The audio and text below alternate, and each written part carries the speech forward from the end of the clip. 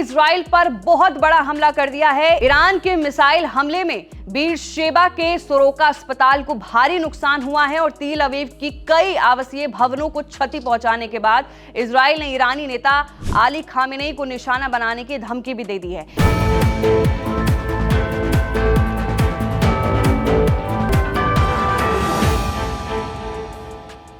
इस हमले में 240 से ज्यादा लोग घायल हुए हैं, जिनमें से 4 की हालत बहुत गंभीर है।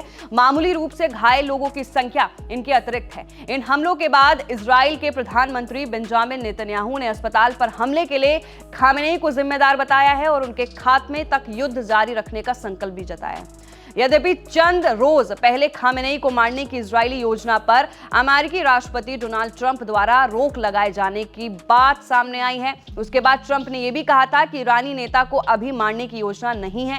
ईरान ने जिस सोरोका अस्पताल पर हमला किया है वो 1000 से ज्यादा बेड वाला है और इजराइल के दक्षिण भाग के लगभग 10 लाख लोगों को चिकित्सा सेवा देता है। वहां करीब 200 लोग घायल हुए हैं। इस बीच इजराइल के लड़ाकू विमानों ने गुरुवार को ईरान के अराक स्थित परमाणु संयंत्र और उसके हेवी वाटर रिएक्टर को निशाना बनाया है। ये रिएक्टर प्लूटोनियम बना रहा था, जिसका कि परमाणु हथियार बनाने में उपयोग होता है। हमले के बाद संयंत्र के विविकरण फैलाने की सूचना है। नतांज के निकट स्थित एक अन्य परिसर को भी निशाना बनाए जाने की सूचना है।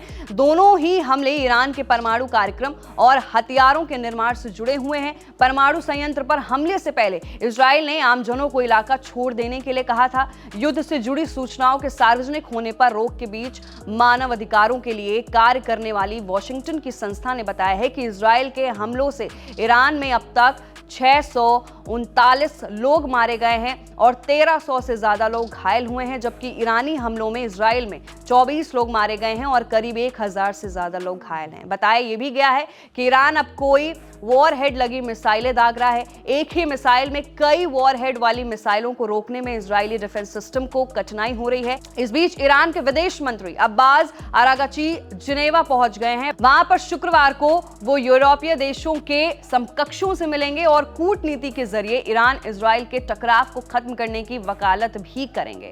तो कहीं ना कहीं ईरान और इजराइल वॉर के बीच सबसे बड़ा अपडेट आया है कि ईरान ने इजराइल के सबसे बड़े अस्पताल पर मिसाइल हमला किया है, जिससे 200 से ज्यादा लोग घायल हो गए हैं और साथ ही साथ इजराइल का जो गुस्सा है वो चरम पर पहुंच गया है और बदले की आग उनमें जाग चुकी है। तो अब ईरान का बचना मुश्किल ही है। फिलहाल के लिए इस पर इतना ही। मैं थी आपके साथ वंशिका सिंह और आप देख रहे हैं एबीपी लाइव।